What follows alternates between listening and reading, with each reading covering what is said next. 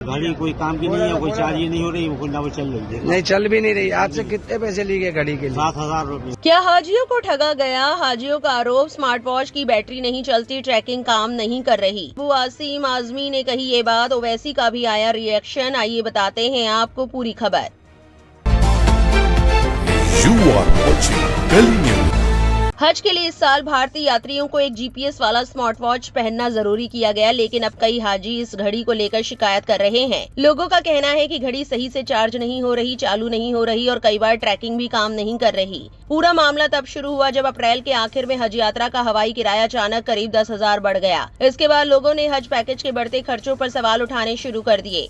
इसी दौरान हज सुविधा स्मार्ट वॉच का खर्च भी चर्चा में आ गया, जिसे इस साल पहली बार हज कमेटी ऑफ इंडिया ने यात्रियों के लिए जरूरी किया था। करीब 1,02,000 भारतीय हाजियों को ये स्मार्ट वॉच हज किट के साथ दी गई। जो यात्री पहले ही सऊदी अरब पहुंच चुके हैं, उनमें से कई लोगों ने कहा कि घड़ी या तो ऑन नहीं हो रही, बैटरी बहुत जल्दी खत्म हो रही है या फिर सही लोकेशन नहीं बता रही। पुरानी दिल्ली के एक हाजी उस्मान अंसारी ने कहा कि खासकर बुजुर्ग और टेक्नोलॉजी कम समझने वाले लोग इस घड़ी को इस्तेमाल ही नहीं कर पा रहे। उन्होंने कहा, हमें बताया गया था कि घड़ी सऊदी अरब में एक्टिव होगी, लेकिन ज्यादातर लोगों को इसे चलाना ही नहीं आता। करीब 70% लोग इसे ठीक से इस्तेमाल नहीं कर पा रहे। अब इन तमाम खबरों के बीच सोशल मीडिया पर लोगों का गुस्सा फूट रहा है। जर्नलिस्ट इस्मात आरा ने एक्स पर लिखा, सऊदी से सामने आया ये वीडियो बेहद परेशान करने वाला है।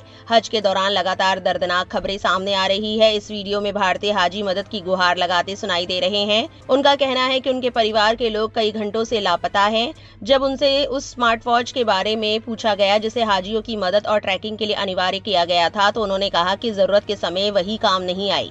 हाजियों का कहना है बैटरी नहीं चलती, ट्रैकिंग काम नहीं कर रही। हजारों रुपए लेकर दी गई इस स्मार्ट वॉच को लेकर एक हाजी गुस्से और मायूसी में टूट पड़ता है। वो कहता है अगली बार हाजियों को ना ठगा जाए। रिजुजू ऑफिस, मोमा इंडिया, HCOI ऑफिशियल। वहीं AIM चीफ असुद्दीन ओवैसी ने अपनी प्रतिक्रिया दी। उन्होंने इस्मात आरा के ट्वीट को रीपोस्ट किया। अबू आसिम आजमी ने भी इस पर ट्वीट करते हुए लिखा, हाजियों से मिली शिकायतों को लेकर आज सेंट्रल हज कमेटी के CEO श्री शहनवाज सी से हज हाउस में मुलाकात की। हाजियों ने शिकायत की है कि हर हाजी से लगभग 10,000 ज्यादा लिए जा रहे हैं।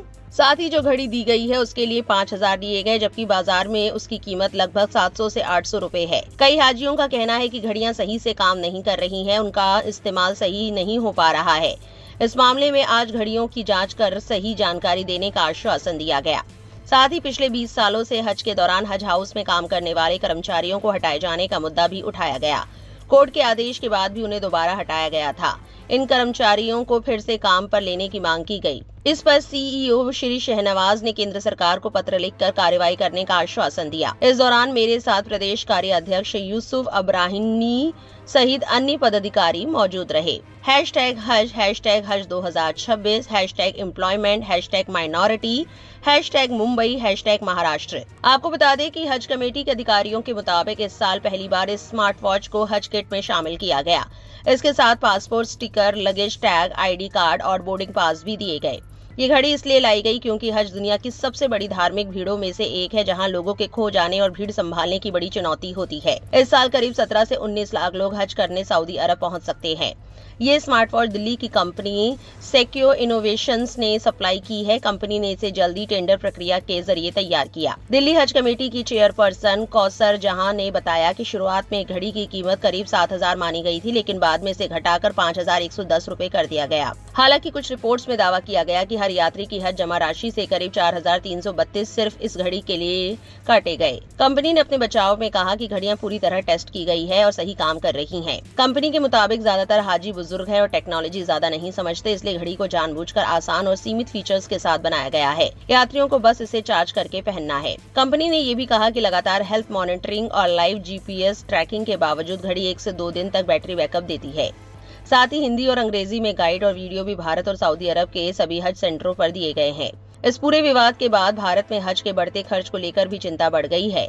एयर फेयर बढ़ने के बाद कुछ हज पैकेज 4 लाख प्रति व्यक्ति से भी ऊपर पहुंच गए हैं। दूसरी तरफ इंडोनेशिया, मलेशिया और पाकिस्तान जैसे बड़े मुस्लिम देशों में अभी भी हाजियों को संभालने के लिए पारंपरिक ग्रुप सिस्टम और मोबाइल फोन का इस्तेमाल किया जाता है। वहाँ इस तरह की GPS ट्रैकिंग घड़ी जरूरी नहीं की गई है। कहा जा रहा है कि भारत पहला बड़ा देश है जिसने हज यात्रियों के लिए इतने बड़े स्तर पर GPS स्मार्टवॉच ट्रैकिंग सिस्टम शुरू किया है। इस खबर को लेकर आपकी क्या राय है? कमेंट सेक्शन में जरूर लिखें और इस वीडियो को ज्यादा से ज्यादा शेयर करें।